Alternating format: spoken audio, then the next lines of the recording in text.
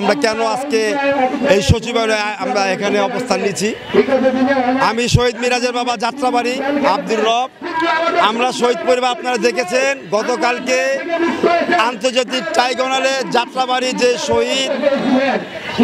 যে শহীদের বিচার কাজটা হয়েছিল, সেই বিচারের যে খুনি ওনাকে জামিন দেওয়া হলো এবং ওই জামিনটা কিভাবে পেল, আমরা এটার জন্য আজকে এই সচিবালয়ে এসেছিলাম নাহিদ বাবার কাছে।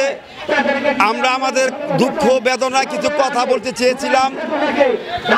আমরা এখানে দেখলাম যে যারা পুলিশ